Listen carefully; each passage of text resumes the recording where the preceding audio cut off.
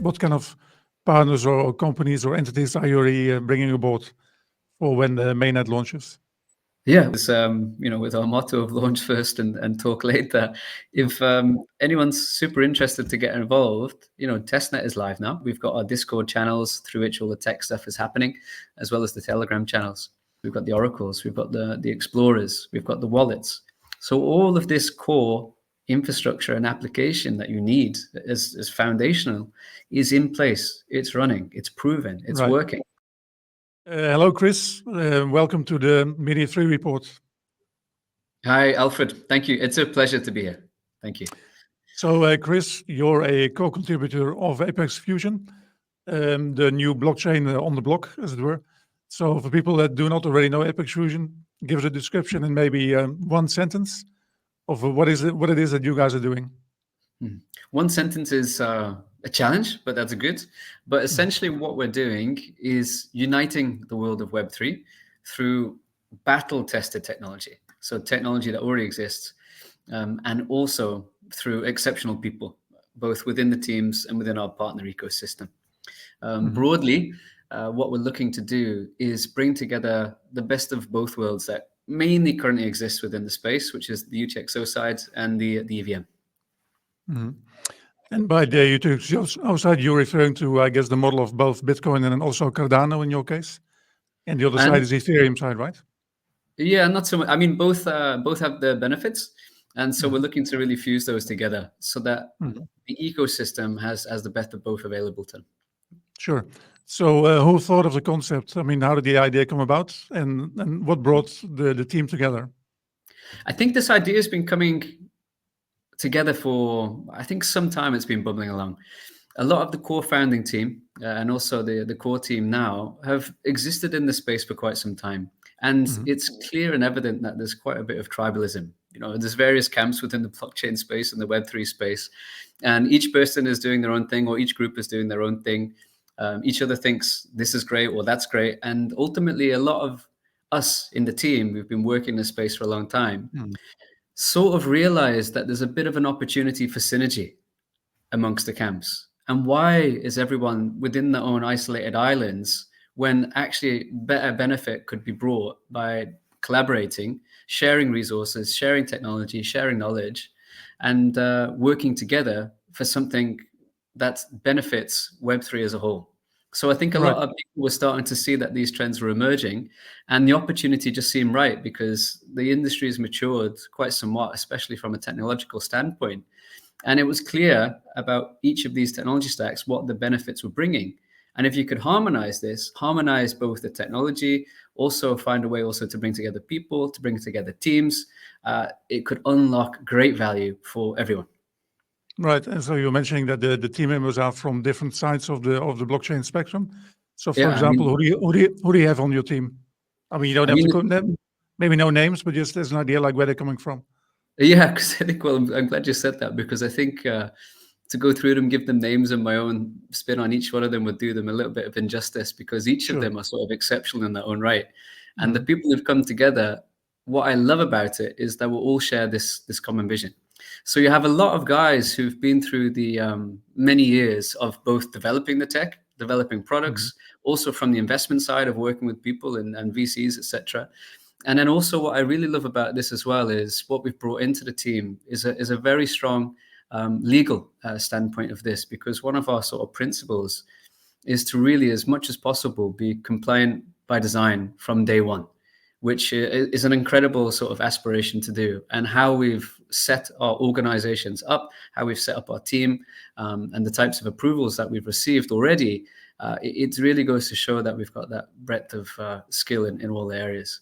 So if people are interested, I would, of who are the key people behind it, I mean, they can always check on LinkedIn and on the websites and everything to see some of the names behind. And I'm sure, from the various spaces, Cardano space, UTXO, and also from the EVM side, you'll see some, really significant contributors. Excellent. And also, what you're also bringing as a novelty maybe to the blockchain space is the philosophy and the vision, right? So, like you were saying, a lot of blockchains are unfortunately characterized by a lot of tribalism and a lot of focus on internal focus. So whereas you guys are promoting philosophy of collaboration and also innovation and interoperability, maybe, right? So explain this philosophy and how do you think it influences your approach to development? Okay, it's a good question. And I think what we've done actually when we've put this all together is we've really thought through how and why we want to do this. So people have really gone back to basics when we started putting this together. So one is just to create technology and put it together for the sake of it because it's great. Another one is to really think deeply about actually what is it in the space that we love? What are the challenges that we faced before in the past? What is it that we think that can be done better? And if really, really like hit exceptionally will be amazing, and write that into a set of principles on how we'll work together, a manifesto on how we'll all come together and work, not just for us as ApexFusion within the sort of core team, but we want to extend that vision, that philosophy, that mentality and way of working to the whole of our ecosystem and the way that the partners sort of come together. I mean, one of the key ones which we look at is this aspect of collaboration over competition. So when you mention these sort of tribal groups, this is one of our principles which we really push, because if you think about it, just to take it on a little bit of a wider perspective, we've been trained to compete and compare ever since we were at school.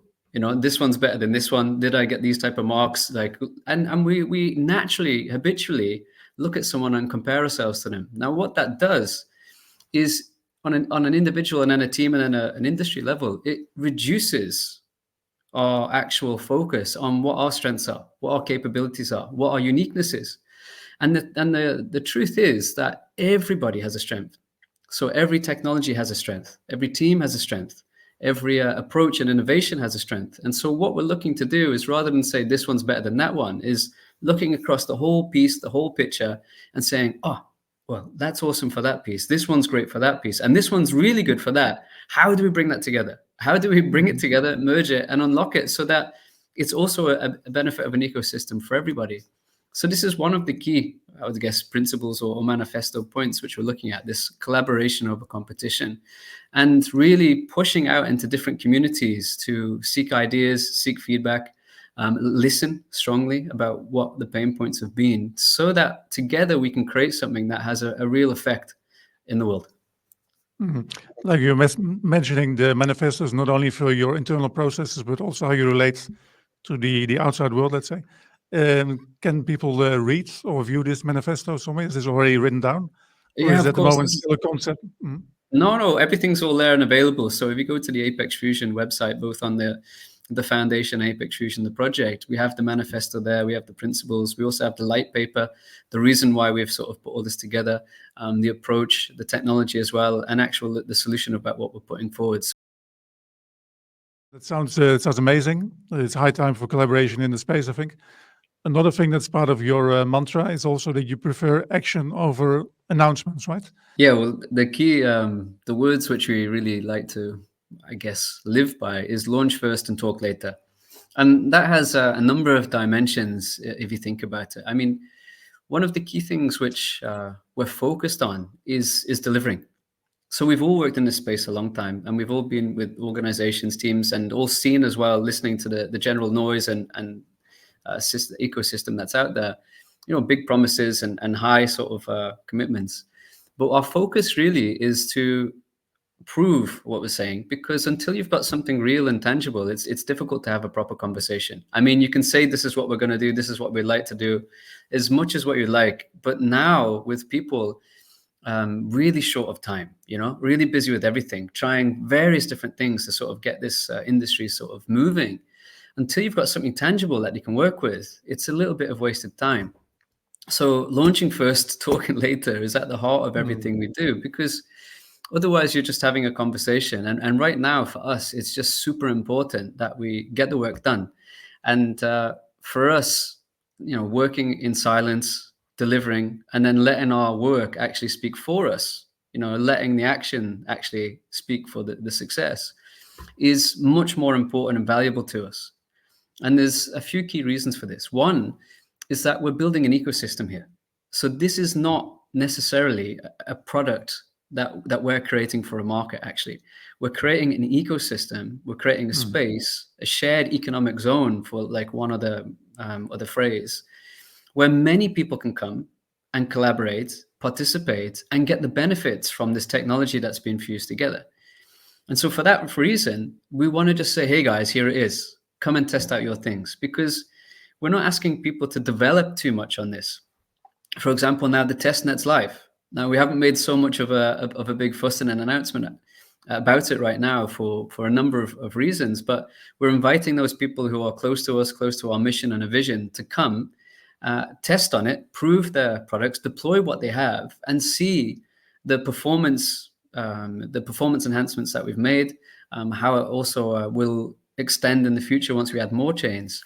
So this for us is more real. I mean, we have to be practical, that now really in the world and the way that the speed is sort of moving for everybody, there's less need to talk at this point in time. I mean, there's many mouths, many people speaking a lot of different things. Some people love you, some people hate you. All of this type of thing is out there. So rather than adding like a whole bunch more noise to the place, we'd rather focus on what we know we need to achieve, deliver it, and then start having real conversations about real implementations and practical step forwards together.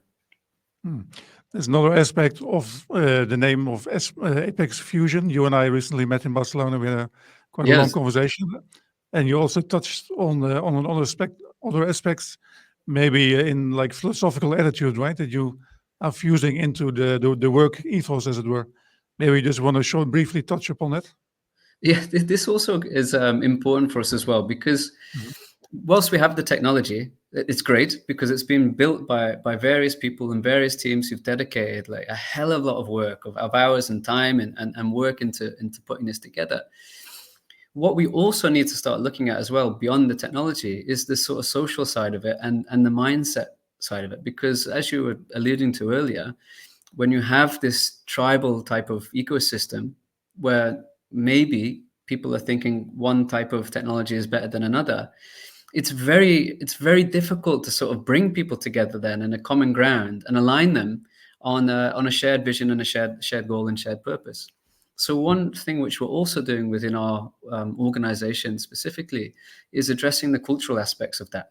So how do you actually create a resilient organization, a performant organization, where everybody can align to these values? Like launching first and talking later also implies a certain type of personal effectiveness, of team effectiveness, both in collaboration and action. So we also have this goal inside our team, and another one of our manifesto points is marginally better, which means that each day we're improving, and we apply that to ourselves, we apply that to the team, the culture, the ecosystem.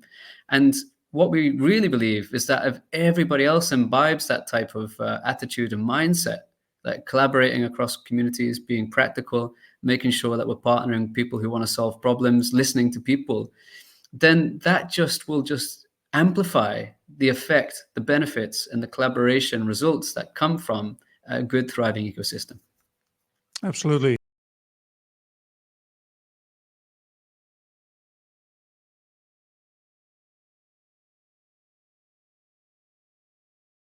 And for this as well, probably we'll be running some programs. We'll be running some joint sort of sessions and things like that as and when we get around to those things. Interesting. That's something else that you guys have decided to take a slightly different approach, which is governance and decision making. So maybe you want to explain a little bit how this works, also to implement maybe a faster way of execution, right? So. Yeah, so for that, I think I'll just give a bit of a wider picture for people who may not know or may not have fully sort of taken a look yet of our light paper document. So what we're doing from a technology point of view is we're fusing together battle-tested tech. So both from UTXO, from EVM, and from the UTXO side, we'll have a prime layer one. So the layer one will just be purely like dedicated for layer one activities. There'll be stake pool operations on there as well. And then also we'll have a layer two, UTXO, which is adjusted so that it's much more performant. So that rather than epochs being a certain length, they'll be shorter. So that helps with smart contracts and other sort of fast transactions. And then also on the EVM side, we'll have a Nexus. So our layer one is completely stable and dedicated for that, on which layer twos can do all their functions and stuff. So we've done that on purpose by design, and that will evolve over time.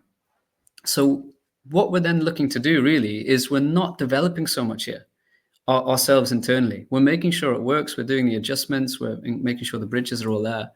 But what we're really creating is this shared space where partners and people who want to join this ecosystem with this same vision, with the same ideals, can bring their product, they can deploy it and test how it works. Now, for this to work, a whole ecosystem to work, you have a number of people, a number of actors, a number of players, however you want to describe it, that form part of this ecosystem. Like, I mean, if you look out into the nature, you have natural ecosystems, which, you know, right from, you know, the trees and the birds and everything down to the bacteria in the soil, everything is important for part of this ecosystem to work and thrive. You take one bit away and it all can collapse. Like, you destroy the microbes in the soil, and then, you know, the plants lose their vitality and all sorts of things happen as a consequence. So within the ecosystem, what we care about, and this is where some of the more, I guess, cultural and community building aspects will be played out within our teams and partners. We want to make sure that we put in place a system that recognizes contribution, no matter what the contribution is, because in some ways, every contribution is equally important. How will we do that? Well, the most simplistic way you can think about that is there needs to be some sort of scoring, right? You need to have some sort of reputation.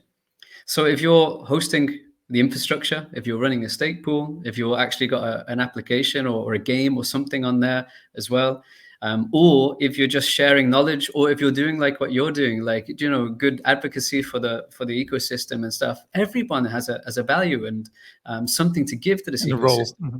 Yeah, and a role. So like, and in some ways, no one's better than another. That's this whole philosophy as well of collaboration over competition.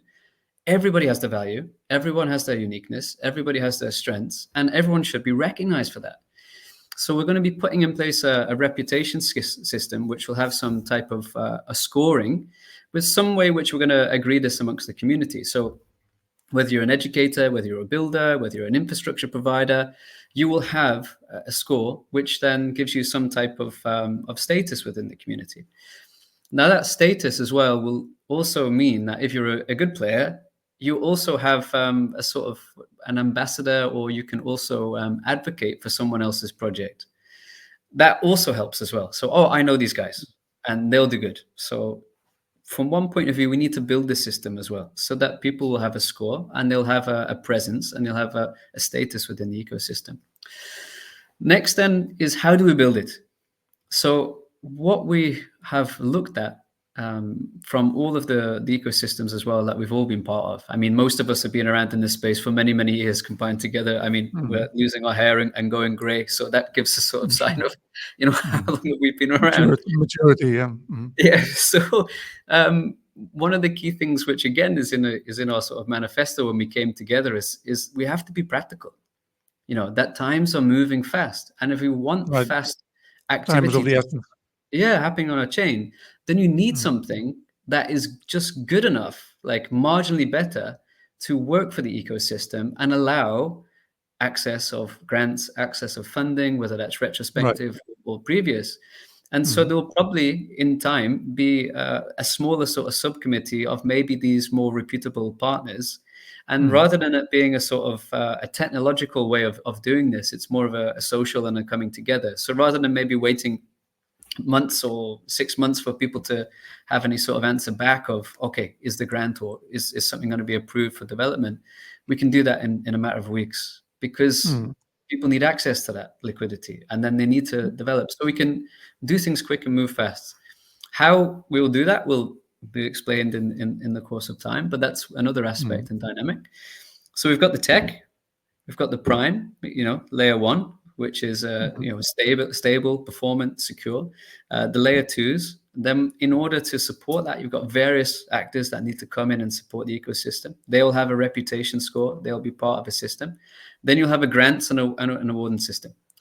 Next, how we have designed this as well is we wanted it to be as compliant by design as possible. Now, in the industry, in the space, regulations are a moving thing. So there's no sort of right direction. We could only do what was best at that time. And so what we've actually created in order to ensure this, which has actually come at a lot of pain to our sort of operational workings, it's been quite a tedious process, but one we felt was necessary, is to create a foundation that is the sort of custodian of the token. And actually recently, which has been massively incredible, we've been recognized by the Swiss regulators as being classified as a utility token, which is a huge deal. That's even before we've launched. So That's this very is good news, right? massive. It's a huge big deal, because that completely positions us well for all future sort of regulatory discussions anywhere in the world. Now, Would such a classification also be automatically adopted in other countries or continents, like the United States, for example? Or well, this is where I would defer to someone who would have much more, legal expertise. And I think, what I'd say to you is, like, I have a view I can share with you, that, and I know that we're going to have a good collaboration. So at the right time, we can bring in those people to have those conversations. But I do know, just from my own knowledge, that you have classification of a security in the US, and you have a classification of utility. So we are, by Swiss regulators, a utility. So that's a good thing for us. So that gives us, also the legal framework under which we're operating, under which this ecosystem will operate. And as far as we can tell at the moment, and as far as what we've been advised, and that includes some lawyers who are working on these, regulatory frameworks, it's as good as it can be. Plus, beyond that as well, we have a council who's actually been giving the authority to sort of maintain the running functions of the foundation. And beyond that, we've got our partner teams. Some of the founding members have moved into the sort of tech development teams, where they do their things best, and a number of our partners who are part of what we're doing. All right, so let's maybe talk about those partners. What kind of partners or companies or entities are you already bringing aboard for when the mainnet launches? Yeah, well, what's really good is, with our motto of launch first and talk later, if anyone's super interested to get involved, testnet is live now. From the website, there's the details from the documentation of how you can sign up. We've got our Discord channels through which all the tech stuff is happening, as well as the Telegram channels. So what we have now is all of the typical good partners that you'd expect to have at this point of time. Regarding the testnet, can people or maybe developers, whoever, still participate even now at this advanced stage? Or yeah, of course, yeah, it's there. That's exactly why we've set it up. And what we really want to do now is really encourage people from all communities to bring what they've created and see how it functions within our ecosystem. Because why we've created it in this way and not opted to try and develop something from scratch is because already a lot of great work has been done. Using battle tested technology has massive benefits. And what we're doing is creating another ecosystem, so to speak, from where, if you've already created something, you can bring it here fairly frictionlessly. There's not much friction, which will give other opportunities to a larger ecosystem, more collaboration, more ideas, and a number of other benefits for them. So anyone, yes, it's like connecting the ecosystems to a number of doors, and you're opening all the doors, right, in a way. That's it. That's what we want to do. Because what does that do? That brings in the best. It brings in collaboration. It brings in innovation. Right. And then that partnership will automatically start thinking, okay, now maybe we can move in this direction. So testnet's there. It's available for anyone who wants to come and sort of take a look at it, including anyone who wants to even just spin up a wallet and send transactions, as well as set up stake pools and things like that. Where can people find the information or the access to the testnet currently? Website is there. Also on our ApexFusion ApexFusion is there.org. Also, we have on X. A lot of the details are there, which I think there's the posts have been pinned. We have Discord channels as well, our Telegram channels, and it's fairly straightforward for anybody who's used to sort of signing up and using testnets. One thing which I personally really love about the team is that we are all really enthused and encouraged to help people and work with people as much as possible, as seamlessly as possible. So when you join Discord, it's quite a good community of people who are willing to help out, and any questions get resolved pretty quick. How long approximately do you intend to still keep the testnet running, if it's possible to make such a prediction?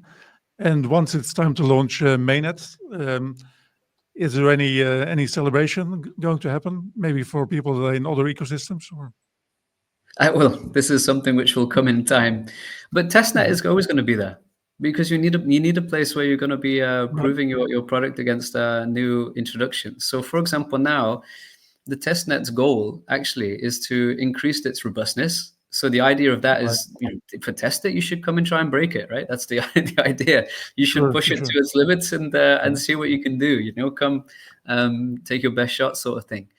Also, over time, you want to be integrating more services on here, more applications, more opportunities for people to integrate with other aspects of blockchains from other industries. So this will always grow and evolve, and will always become more and more robust, and it'll always exist as the place where people can come and first prove what they want to do before releasing it to the public. Obviously, and in the future, what we've set aside as well, because there's some communities that we're super grateful to, because we're using the tech from both UTXO, Cardano, and also EVM space. So there will be some sort of way to compensate them in the future, and how we'll be looking to do that might be slightly different, because we want to build this ecosystem together. So the greater the contribution of people coming forward and being part of it means that we want to sort of give back to them much more than just sort of say general holders of tokens. Chris Greenwood, thank you very much for the interview. Pleasure. Thank you very much for having me on, Alfred. All the best. Thank you.